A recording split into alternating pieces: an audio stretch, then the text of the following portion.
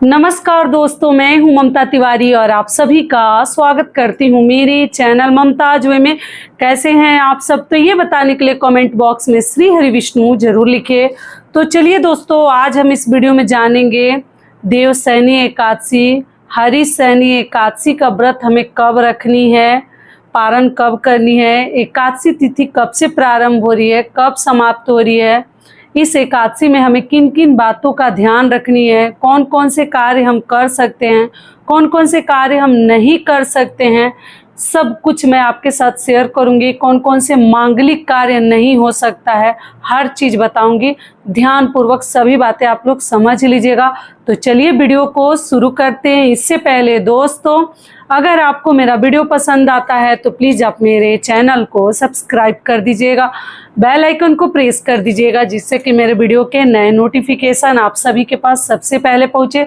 तो चलिए शुरू करते हैं और सभी महत्वपूर्ण बातें जान लेते हैं। तो सबसे पहले दोस्तों आपको बता दूं, इस एकादशी को हम दो नामों से जानते हैं, देवशयनी एकादशी, हरिशयनी एकादशी के नाम से जानते हैं। क्योंकि इस एकादशी के दिन से ही ऐसा माना जाता है कि विष्णु भगवान क्षीर सागर में 4 महीने के लिए योग निद्रा में चले जाते हैं। और इस मास के दौरान जब भगवान सोए रहते हैं तो अपना कार्यभार जो भी है वो शिव जी को दे देते हैं। ठीक है, सावन में शिव जी की पूजा हम करते हैं, बाकी देवी देवताओं की भी करते हैं।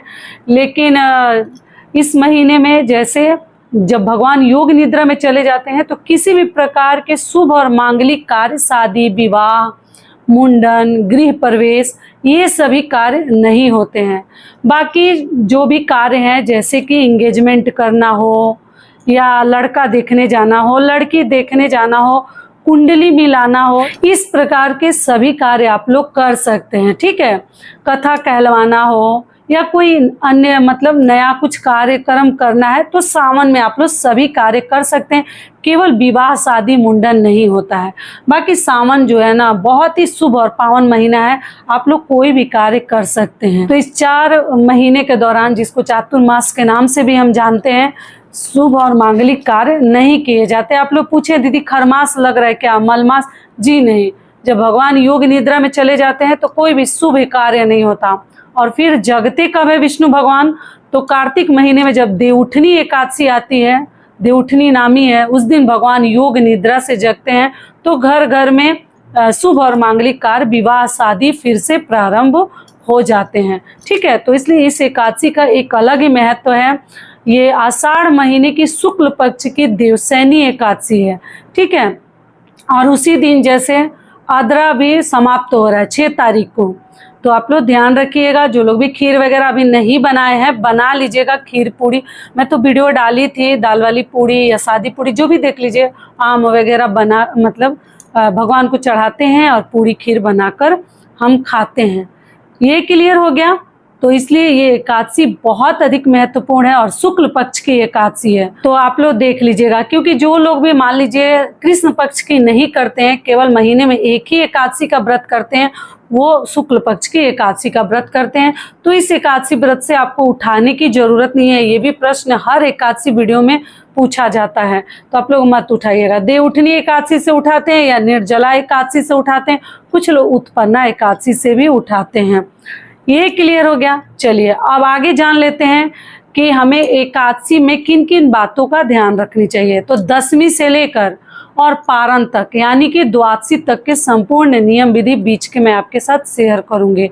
तो सबसे पहले दोस्तों आपको बता दूं, आषाढ़ महीने की शुक्ल पक्ष की देवशयनी एकादशी, हरिशयनी एकादशी का व्रत हम 6 जुलाई को रखेंगे। दिन पड़ा है रविवार। रविवार के दिन ये व्रत हमने रखनी है। तो सबसे पहले दोस्तों आपको बता दूं, जो लोग भी एकादशी का व्रत करते हैं उन्हें तो कंठस्थ हो गया होगा। हर एकादशी का व्रत करते करते आप लोगों को तो बताने की जरूरत नहीं है, फिर भी हमारा काम है। जब एकादशी व्रत है, कुछ लोग हैं उनका छूट जाता है, बोलते हैं दीदी हम आपका वीडियो नहीं देखे, पता ही नहीं चला, तो ये व्रत छूट गया। तो इसलिए उनके लिए डालना पड़ता है। अब बाकी लोग तो जो जानते हैं उनके लिए कोई बात ही नहीं है। तो देखिए क्या करनी है कि 10वीं तिथि से एकादशी व्रत शुरू हो जाता है। 10वीं के दिन हम शुद्ध सात्विक भोजन करते हैं। तो शनिवार के दिन 10वीं तिथि के नियमों का पालन करना है। और दशमी के दिन हम शुद्ध सात्विक में मतलब लहसुन प्याज वगैरह, मसूर की दाल, बैगन, मूली, ये सब चीज़ें खाकर हम व्रत नहीं रखते हैं। ठीक है, केवल आप लोग पूछते हैं दीदी और बाकी सब दाल खा सकते हैं, तो जी केवल मसूर की दाल नहीं खाते, चना, मूंग और अरहर की दाल ये सब आप लोग खा सकते हैं। देख लीजिएगा, आपके घर कुछ लोग मूंग भी नहीं खाते हैं, तो ऐसा तो मैं नहीं जानती, लेकिन मसूर की दाल को शुद्ध नहीं माना जाता, तो आप लोग मत खाइएगा। बाल वगैरह धो लीजिएगा और रविवार को व्रत करेंगे। शनिवार के दिन ही आप लोग तुलसी पत्र तोड़ कर रख लीजिएगा, क्योंकि रविवार के दिन हम तुलसी जी को न तोड़ेंगे न जल देंगे। मान लीजिए सूखने लगती हैं, आप लोग ये भी कहते हैं कि पौधा सूख जाता है, तब आप लोग क्या कीजिएगा, मजबूरी में डालिएगा, वरना एकादशी के दिन तुलसी माता व्रत रखती हैं, उसमें भी निर्जला, इसलिए व्रत में जल नहीं डालते हैं। आगे आप लोग देख लीजिएगा, ठीक है, अगर ज़्यादा सूख रही हैं तब डाल दीजिएगा। ये हो गया, और तोड़ते भी नहीं हैं। और उसके बाद से हम व्रत रखेंगे। सुबह सवेरे आप लोग स्नान ध्यान करके विष्णु भगवान का चौकी लगाकर भी पूजा कर सकते हैं, या मंदिर में डायरेक्ट पूजा कर सकते हैं। साधारण विधि से जो भी आपके पास है वो सभी चीज़ें सामग्री चढ़ाकर भगवान को, रविवार का दिन है तो आप लोग देख लीजिएगा, कोई भी मतलब पीले चीज़ों का भी प्रयोग कर सकते हैं। विष्णु भगवान को बहुत अधिक प्रिय है पीला चंदन, पीला भोग, पीला आम वगैरह, जो भी फल वगैरह आपको मिलता है आप लोग चढ़ाकर और भगवान की एकदम विधि विधान से पूजा कर लीजिएगा। करने के उपरांत इस व्रत में ध्यान रखिएगा कि हम सोते नहीं हैं दिन में, केवल दिन में, रात में सो सकते हैं, दिन में कहीं ना कहीं अपना टाइम स्पेंड कीजिए, कुछ कार्य कीजिए या जो भी देख लीजिए, लेकिन सोएंगे नहीं तो ज़्यादा बेहतर होगा, क्योंकि एकादशी व्रत में सोते हैं तो उसका फिर लाभ नहीं मिलता। अगर मान लीजिए कुछ परेशानी है, कुछ प्रॉब्लम है, तब आप लोग क्या कीजिएगा कि जैसे तुलसी पत्र अपने जेब में, अपने कपड़े में बांध कर तब आप लोग सो सकते हैं। और जिस दिन नियम रहता है कि हमें भूख ना लगे, खाना नहीं है, व्रत है, सोएंगे नहीं, आज भी व्रत है, उस दिन ये सभी कार्य है ना, जैसे लगता है कि सच में भूख भी अधिक लगती है, नींद भी अधिक आती है, जो चाहते हैं कि ना करें वही होता है। तो थोड़ा सा बचानी है, क्योंकि एकादशी व्रत जो है ना त्याग है, इतना आसान नहीं है, 3 दिवसीय व्रत होता है। तो ये हो गया, तो केवल 6 तारीख को ही व्रत है, इसमें कोई डाउट, कोई असमंजस नहीं है। आप लोग व्रत रखिएगा 6 जुलाई को। और उसके बाद से विष्णु भगवान का नाम आप लोग ओम नमो भगवते वासुदेवाय ले सकते हैं। दूसरी चीज़ क्या है कि व्रत से अधिक ध्यान रखिएगा, किसी का अपमान, कोई पाप आपके हाथों से ना हो, किसी पशु पक्षी को ना मारे, इन सभी बातों का ध्यान रखिएगा। मेरा कार्य याद दिलाना, ध्यान रखना आपका काम है, आप लोग देखिएगा। और शाम को फिर हम विधि विधान से भगवान की पूजा करेंगे, आरती करेंगे, भोग लगाएंगे। ठाकुर जी हैं आपके घर में, लड्डू गोपाल जी हैं, तो उनकी भी पूजा आप लोग कर लीजिएगा। महिलाएं केवल शालिग्राम जी को स्पर्श नहीं करती हैं, बाकी लड्डू गोपाल जी को आप लोग पूज सकते हैं, भोग वगैरह लगा सकते हैं। अगले दिन हम पारण करते हैं। और व्रत में देखिए आप, ये फलाहारी व्रत है, आप जो चाहें फल वाली चीज़ें खा सकते हैं, फल फ्रूट, साबूदाना और मूंगफली, चाय, शरबत सब ले सकते हैं, दही, दूध सब खा सकते हैं। और उसके अगले दिन जैसे हम रात में सो जाइएगा, आप लोग रात में मत जागिएगा, ये भी प्रश्न आने लगता है। अगले दिन हम जैसे पारण करेंगे, तो देखिए पारण में सबसे पहले आपको बता दो, एक तो नियम है कि शुभ मुहूर्त में हम पारण करते हैं। और जैसे कुछ लोग सोमवार का व्रत रखते हैं, तो आप क्या कीजिएगा कि अगर जो लोग भी सोमवार का व्रत रखना चाहते हैं वो केवल तुलसी पत्र और गंगा जल मुख में डाल लेंगे। और जो लोग मान लीजिए कि पारण करेंगे वो भी अगर चाहे तो तुलसी पत्र और गंगा जल मुख में डाल लीजिएगा, क्योंकि पारण में थोड़ा बहुत इधर उधर विलंब भी हो जाता है ना, तो हमें शुभ मुहूर्त में पारण का संपूर्ण लाभ मिल जाता है। तो पहले गंगा जल और तुलसी पत्र अपने मुख में जरूर डाल लीजिएगा पूजा पाठ होने के उपरांत। और जो कुछ भी आप बनाए हैं अगर शुद्ध है तो भगवान को भोग लगा दीजिएगा। और लगाने के बाद आप जैसे कुछ न कुछ अपने हाथों से दान कर दीजिएगा।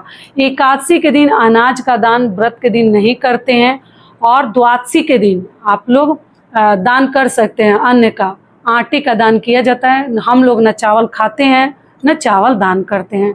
आप अपने घर का भी नियम देख लीजिएगा, ठीक है। रोटी, दाल, सब्जी, लौकी की, आलू का भरता, ये सब चीज़ें भी खा सकते हैं। घी की बनी हुई मतलब सब्जी वगैरह हमें खानी चाहिए, या मूंगफली के तेल का, सूर्यमुखी के तेल का। तो आप लोग ये देख लीजिएगा। हमेशा समझाती हूँ, मान लीजिए जिन लोगों को बहुत अधिक कार्य करने का मन नहीं कर रहा है, वो आप लोग दाल की पिट्ठी बना सकते हैं, दाल ढोकली बना सकते हैं। जो आपको चकला, बेलन, बहुत सारी चीज़ें साफ़ करने की ज़रूरत नहीं है, डायरेक्ट दाल बैठा दीजिएगा। मूंग का बैठा देंगे तो और भी जल्दी पक जाएगा। और आप लोग दाल बैठा के पक जाता है तो उसी में आटे से बना बना के दाल ढोकली वगैरह, आप लोग दाल दूल्हा भी बोलते हैं, हर राज्य में अलग अलग नाम से जाना जाता है। और पिट्ठी भी बोलते हैं, आप बना कर उसमें डालकर पक जाता है। घी का, जीरा का तड़का लगाकर आप लोग खा सकते हैं, ठीक है। पारण के दिन जिनको पार नहीं लगता है उनके लिए बता रही हूँ, और जिनसे पार लग पा रहा है, मेहनत हो पा रहा है, वो सब धो माज के अच्छे से मतलब अपना रोटी, सब्जी, दाल वगैरह सब बना सकते हैं।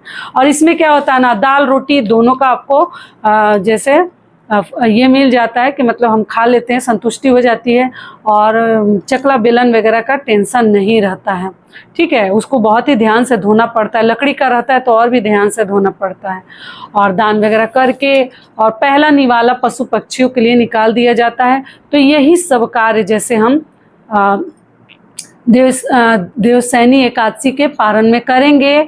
और इसमें भी सोया नहीं जाता, द्वादशी के दिन भी सोया नहीं जाता, सरसों तेल वगैरह, बैगन, मूली वगैरह नहीं खाते, लहसुन प्याज नहीं खाते। रात्रि से आप लोग जो इच्छा हो खा सकते हैं, क्योंकि अभी तो सावन चढ़ने वाला है तो फिर से लहसुन प्याज बंद हो जाएगा। तो आप लोग देख लीजिएगा, ठीक है। तो यही कार्य करेंगे। और इसमें देखिए, आप लोग पूछे हैं कि दीदी ये अधिक मास शुरू हो रहा है, तो जी नहीं, इसमें आप लोग घर वगैरह चेंज कर सकते हैं। जिनको रेंट वगैरह पे जानी है या कथा कहलवानी है, अपने घर वगैरह में नया घर है उसमें कथा कहलवा के जाना चाहते हैं, तो ऐसे में आप लोग कर सकते हैं। इसके लिए शुभ मुहूर्त की जरूरत नहीं है। गृह प्रवेश करना हो तब पंचांग वगैरह दिखाना पड़ता है, और ये चातुर्मास में हम नहीं कर सकते हैं। और विवाह, शादी, मुंडन क्लियर हो गया, सभी बातें समझा दी। अब चलिए आगे जान लेते हैं एकादशी तिथि कब से प्रारंभ हो रही है, कब समाप्त हो रही है, पारण का शुभ मुहूर्त क्या है। तो एकादशी तिथि प्रारंभ हो रही है 5 जुलाई को शाम में 6:58 पर। एकादशी तिथि समाप्त हो रही है 6 जुलाई को रात्रि में 9:14 पर। इसलिए हम लोग 6 जुलाई को उदया तिथि में व्रत रखेंगे। दिन पड़ा है रविवार। पारण का शुभ मुहूर्त है 7 जुलाई को सुबह 5:29 से लेकर 8:16 तक आप लोग पारण कर सकते हैं। तो आशा करती हूँ सभी बातें अभी आप लोगों के समझ में आ गई होगी। तो ये वीडियो मेरा यही तक का था, फिर मिलती हूँ एक नए वीडियो में। तब तक के लिए नमस्कार। स्वस्थ रहिए, सुरक्षित रहिए, और जहाँ कहीं भी रहिए खूब खुश रहिए। धन्यवाद।